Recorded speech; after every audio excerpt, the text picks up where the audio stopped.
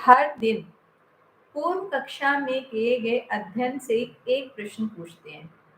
तो कल का प्रश्न था कि कौन से मूलनीय द्रव्यों का प्रयोग वमन कर्म के लिए किया जाता है। हम मूलनीय द्रव्य पढ़ चुके हैं, तो उसमें से किस द्रव्य का प्रयोग हम वमन क्रिया के लिए करते हैं। तो इसका उत्तर है कि क्षणपुष्पी, कुंद्रू और वचा। इन तीनों का प्रयोग हम वमन क्रिया के लिए करते हैं। अब इसी के साथ हम जान सकते हैं कि हमें कुछ और जो द्रव्य मूलनीय द्रव्यों में बताए गए थे उसमें है अपराजिता और मालकांगनी। इन दोनों का प्रयोग सूर्य विरोचन के लिए बताया गया है और जो बाकी शेष 11 है उनका प्रयोग विरेचन कर्म के लिए बताया गया है। अब बारी है आज के प्रश्न की। तो ये प्रश्न है कि नमक कितने हैं और उनके नाम क्या है। बहुत ही आसान क्वेश्चन है, लेकिन इसका आंसर हम आपसे कमेंट बॉक्स में देखना चाहेंगे। इसके पश्चात अब हम चरक संहिता के सूत्र स्थान के पहला चतुष्ट, जिसे भेषज कहा जाता है, उसके प्रथम अध्याय जो कि दीर्घ जीवितीय है, इसमें जो अध्याय की श्लोक संख्या 117 से हम आरंभ करते हैं। तो कल हम यही पर हमने छोड़ा था। हम पढ़ रहे थे कि मूलनी और फलनी द्रव्यों के अलावा भी शोधन के लिए उन्होंने 6 द्रव्य या 6 औषधियां और बताई हैं। तो इसमें जो पहले 3 बताई उनका हम दूध यूज करते हैं। तो ये जो 3 वृक्ष हैं इनका नाम है सुनूही, अर्क और अश्मंतक। ये सुनूही और अश्मंतक ये दोनों जो हैं ये हमारे इसमें जो सुनूही का प्रयोग है वो विरेचन के लिए किया जाता है और अश्मंतक का जो प्रयोग है वो वमन के लिए किया जाता है। और इसमें जो अर्क का शीर है वो दोनों कर्मों के लिए लिया जाता है। वमन क्रिया करवानी है तो भी और अगर विरेचन करवाना है तो भी। तो ये अर्क इस तरह की औषधि है कि इसका हम प्रयोग दोनों के लिए कर सकते हैं। इसीलिए इन्होंने शोधनार्थ कुछ और भी पदार्थ बताए हैं। वो 3 जो औषधीय पौधे हैं उनका नाम है पुती, जिसको चिरबिल कहते हैं, और दूसरा कृष्णगंधा। कृष्णगंधा को सहीजन भी बोलते हैं और कॉमन भाषा में सुहांजना भी बोलते हैं। ये विंटर में इसके फूल और फल बहुत अच्छे आते हैं और ये बहुत जाना पहचाना पौधा है और इसके अंदर बहुत सारे मिनरल्स भी रहते हैं। लेकिन यहाँ पर जो है वो शोधन के लिए इसका वर्णन मिलता है। और इसके अलावा जो तीसरा प्लांट है वो है तिलवक। तिलवक हम लौद्र के लिए कह सकते हैं। तो ये 3 पौधों का भी प्रयोग जो है हम शोधन के लिए करते हैं, लेकिन यहाँ पर इनकी छाल का प्रयोग होगा। तो इनकी छाल का प्रयोग हम किस तरह से करते हैं कि जो पुतीक है, जो पहला प्लांट पुतीक जिसको चिरबिल बोला, इसके प्रयोग से हम विरेचन करवाते हैं। तो विरेचन हेतु हम पुतीक का प्रयोग करते हैं और साथ में इसी विरेचन के लिए तिलवक का भी या लौद्र का भी विवेचन हमें मिलता है, मतलब उसका हमें वर्णन मिलता है। और जो तीसरा है कृष्णगंधा या सहीजन, सहीजन की छाल का कई रोगों के अंदर वर्णन मिला है कि इसके लिए हम प्रयोग कर सकते हैं। तो वे कौन कौन से रोग हैं उनके नाम हैं विसर्ग, शोथ, अर्श, दद्रु, विगद्री, गलगंड। और गलगंड का मतलब है गले में सूजन, कुष्ठ, कुष्ठ का मतलब जो स्किन प्रॉब्लम्स कोड हो जाता है, अलजी, अलजी छोटी छोटी पीड़िकाएं होती हैं जो कि मधुमेह में या प्रमेह में होती हैं। तो इनका जो है वो मुख नहीं होता, लेकिन छोटी छोटी सी जैसे पिंपल्स टाइप का, मतलब ऐसे छोटे छोटे जो उभार हो जाते हैं स्किन पर, उनको अलजी बोलते हैं। तो इस अलजी में भी शोधन के लिए इस छाल का प्रयोग किया जाता है। तो ये हम देखेंगे कि ये कृष्णगंधा नामक जो पौधा है उसकी छाल का ये विभिन्न रोगों में प्रयोग करते हैं। तो इसके पश्चात हम करेंगे कि ये जो छाल का प्रयोग करना है, ये छाल का प्रयोग हम लेप के रूप में करते हैं। लेप करने से जो रक्त का शोधन होता है और ये जो उपयुक्त हमने बताए हैं रोग, इन रोगों में इसका हमें जो है चिकित्सा हम कर सकते हैं। उसके पश्चात ये कि अब वो कहता है कि जो ये फलनी और मूलनी ये जो द्रव्य हैं, ये इसके अलावा मतलब जो हमें मूलिनी द्रव्य पढ़े और हमने फलिनी द्रव्य पढ़े, इसके अलावा हमने पढ़ा 4 स्नेह, 5 नमक, 8 मूत्र, 8 दूध और 6 वृक्ष जिनमें 3 का दूध और 3 की छाल का प्रयोग किया जाता है, इनका हमने अभी वर्णन कर लिया। तो अब इसके पश्चात हमारा नेक्स्ट टॉपिक आता है, उसमें है ड्रग एंड फिजिशियन, या हम ऐसा कह सकते हैं कि औषधि व चिकित्सक।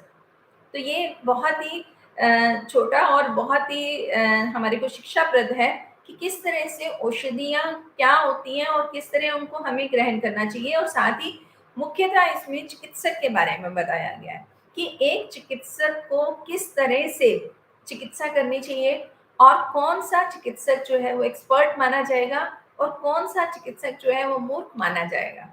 और तो हमें उसके बारे में जो ज्ञान है वो हमें अब इस अध्याय के अंतिम भाग में हमें चरक महर्षि जी दे रहे हैं। तो इसमें कहा गया है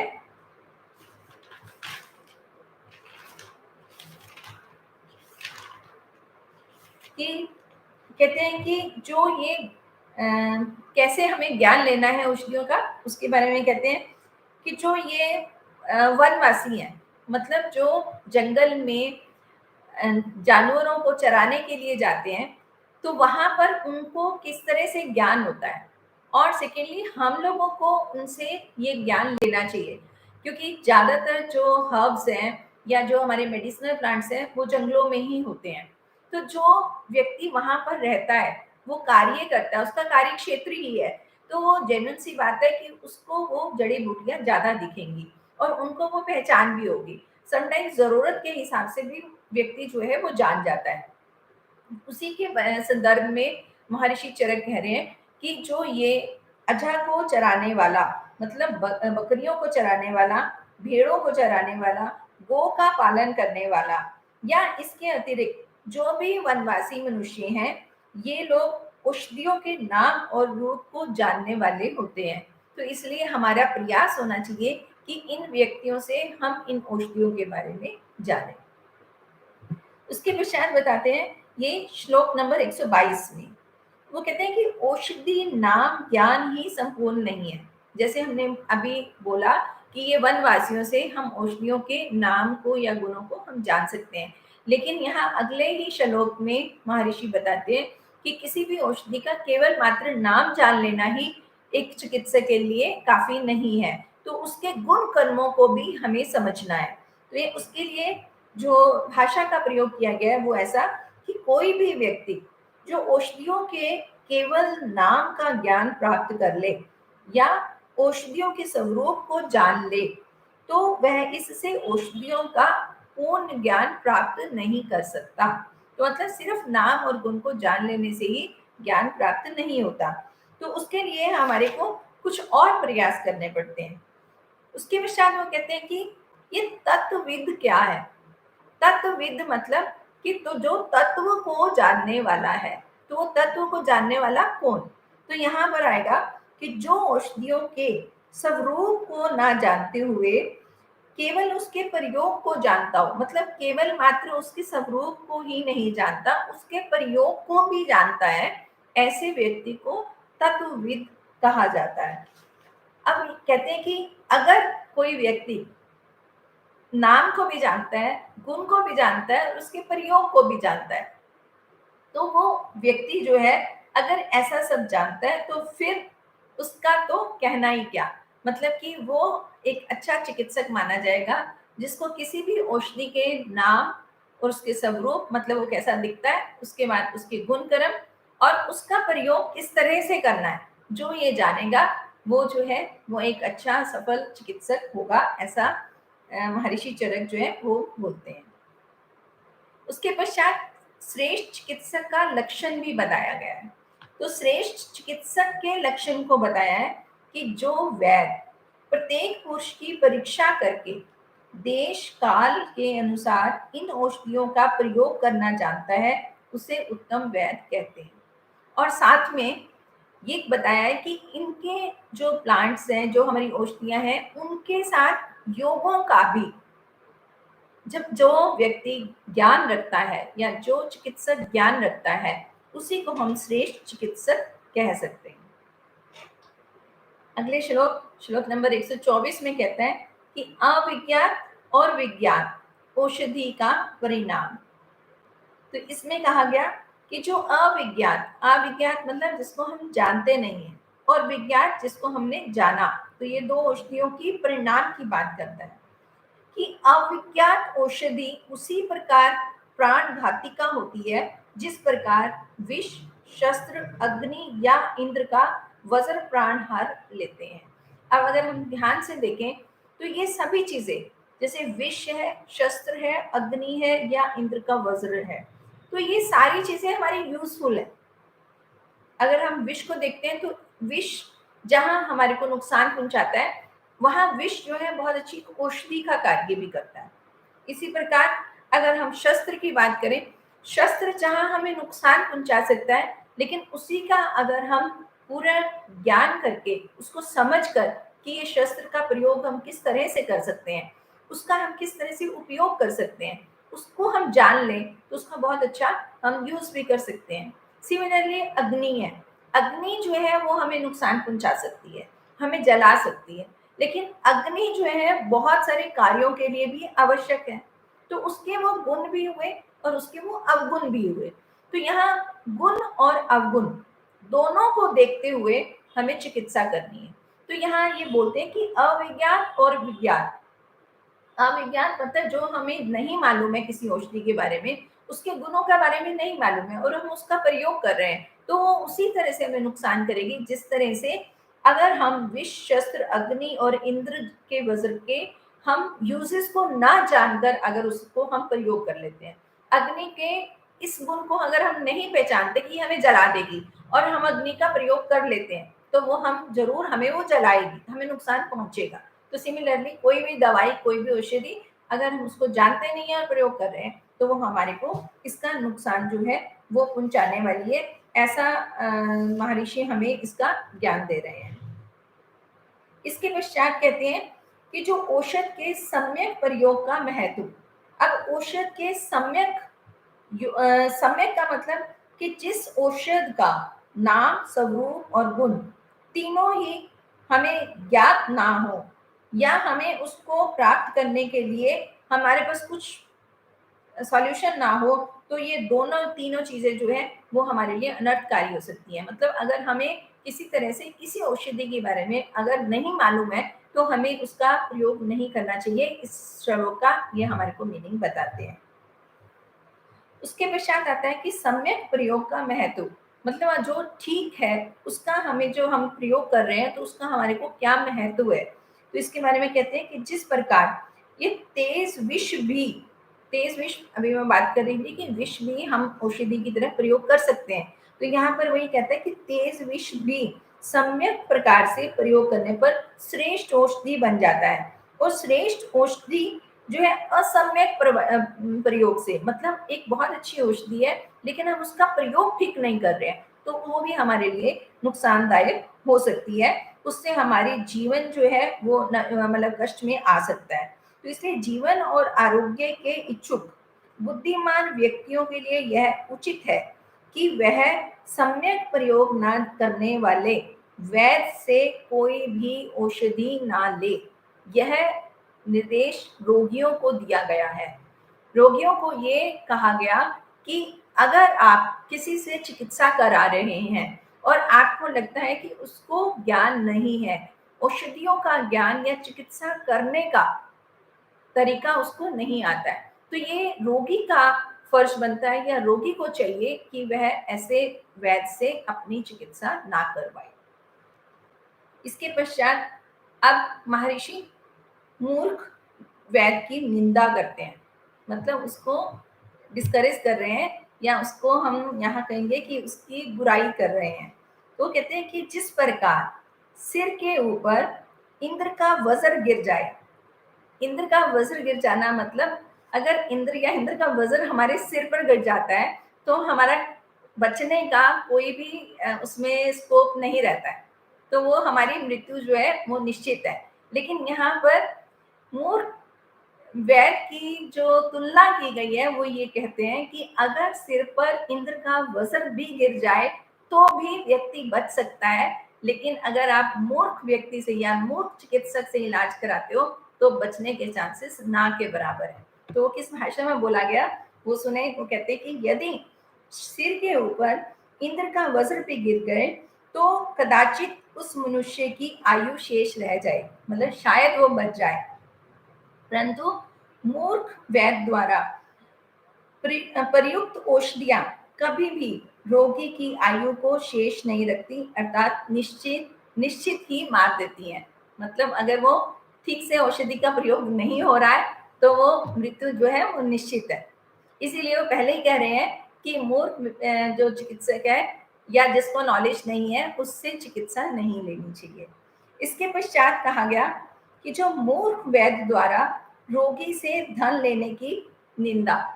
अब यहाँ डॉक्टर्स को कहा गया है, चिकित्सक को कहा गया है या आयुर्वेदाचार्य को कहा गया है कि जो व्यक्ति या जो चिकित्सक इनसे, मतलब इनसे जो आगे अभी एक्सप्लेन करेंगे कि इनसे अगर वो किसी चीज की भी इच्छा करता है, यहाँ केवल मात्र धन नहीं लिया है, धन के अलावा भी इन्होंने लिखा है कि वो कुछ जो चीजें भी कुछ भी अगर वो उसकी इच्छा लेता है, मतलब इच्छा करता है कि मैं उसको अगर ठीक कर रहा हूँ तो उसके, मतलब मैं उसकी चिकित्सा कर रहा हूँ, नॉट ठीक कर रहा हूँ, कि अगर मैं उसकी चिकित्सा कर रहा हूँ तो इन रिटर्न मैं रोगी से ये ले लूं तो वो उसकी बुराई कर रहे हैं, उसको समझा रहे हैं कि ऐसा नहीं होना चाहिए।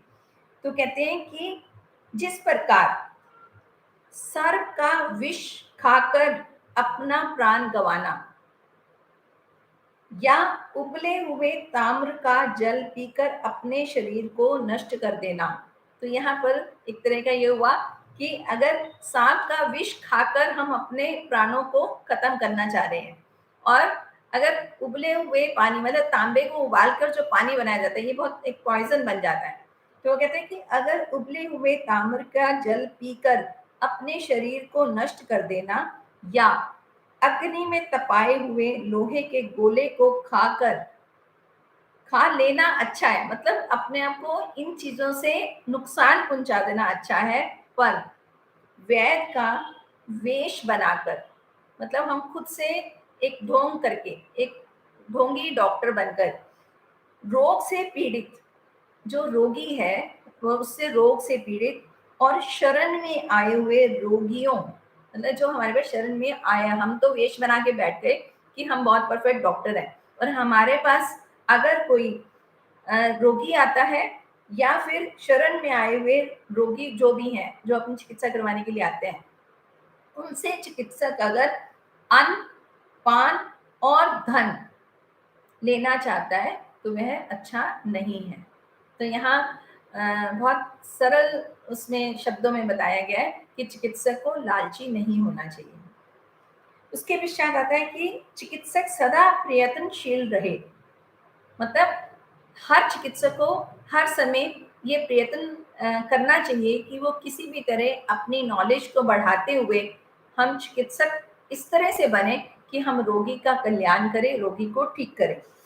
उसके लिए कहा गया है कि वैद्य बनने की इच्छा रखने वाले बुद्धिमान पुरुष मनुष्यों को प्राण देने वाला बन सके, इसके लिए अपनी गुणों की संपत्ति को बढ़ाने में हमेशा प्रयत्नशील रहना चाहिए, ऐसा इस श्लोक में कहा गया है।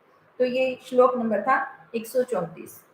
अब हम 135 श्लोक नंबर में हम पढ़ते हैं। क्यों कहते हैं कि श्रेष्ठ औषध तथा चिकित्सक, यहाँ कहा गया कि वही औषध श्रेष्ठ है जिसका प्रयोग करने पर आरोग्य की प्राप्ति होती है। बहुत सिंपल कि जो भी औषधि से आरोग्य प्राप्त होगा वो श्रेष्ठ है, और वही व्यक्ति वेदों में श्रेष्ठ है जो रोगियों को रोग से मुक्त कर सके, मतलब चिकित्सक भी वही श्रेष्ठ है जो रोगी को ठीक कर सकता है, अदरवाइज जो है वो हमारा वो जो है वो ठीक नहीं रहेगा। तो इसके बाद एक श्लोक और लेते हैं, उसमें कि चिकित्सा सफलता की कसौटी है।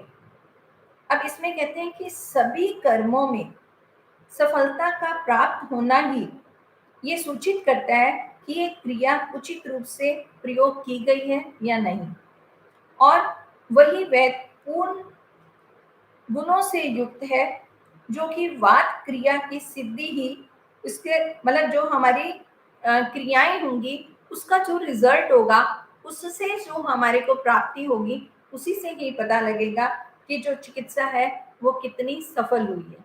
तो यहाँ ये हमारे 135 136 संख्या श्लोक जो है, यहाँ हमारा चैप्टर जो है वो खत्म होता है। और इसी में बताया गया मतलब डिटेल जो आज का हमारा टॉपिक था कि किस तरह से कौन सी औषधि का प्रयोग करना चाहिए, औषधि कौन सी श्रेष्ठ है और चिकित्सक कौन सा श्रेष्ठ है, और चिकित्सक को हमेशा अपनी चिकित्सा में सफलता के लिए हमेशा प्रयास करते रहना चाहिए, और जहाँ से जितनी नॉलेज हो सके हमें उसको लेनी चाहिए।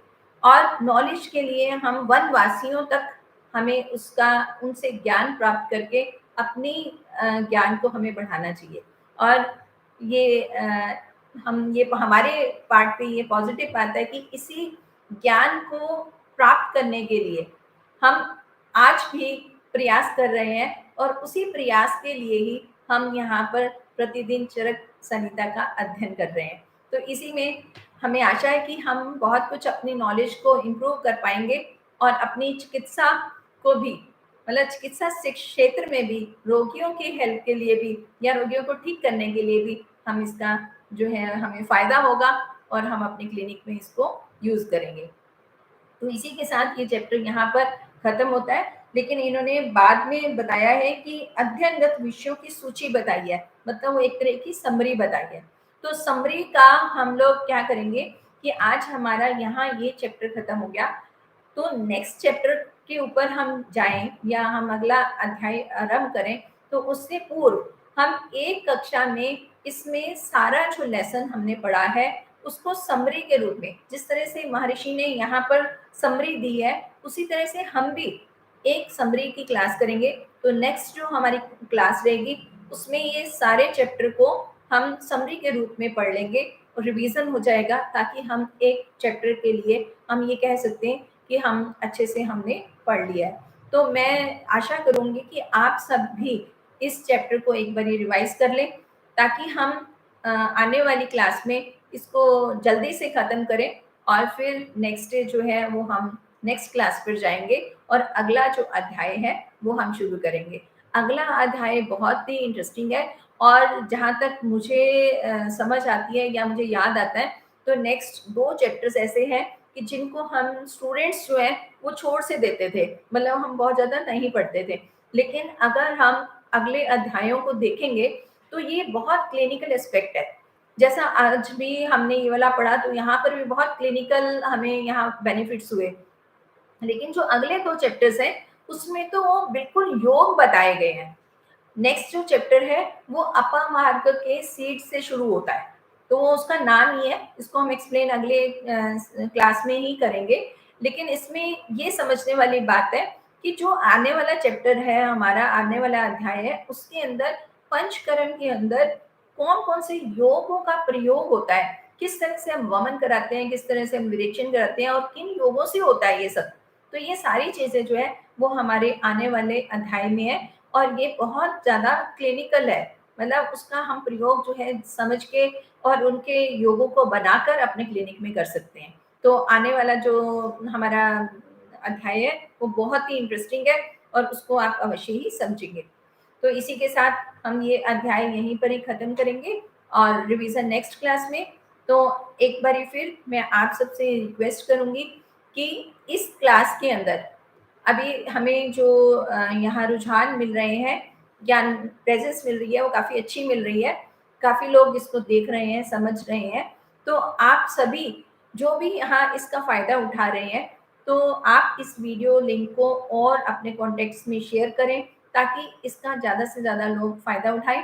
और अपना जो व्हाट्सएप ग्रुप है उसके ऊपर आप कोई भी क्वेरी डाल सकते हैं, तो वहाँ पर हम उस क्वेरी का जवाब ढूंढेंगे और कोशिश करेंगे कि उस आंसर से हम सबको और फायदा हो। तो आप अपने क्वेश्चंस भी पूछ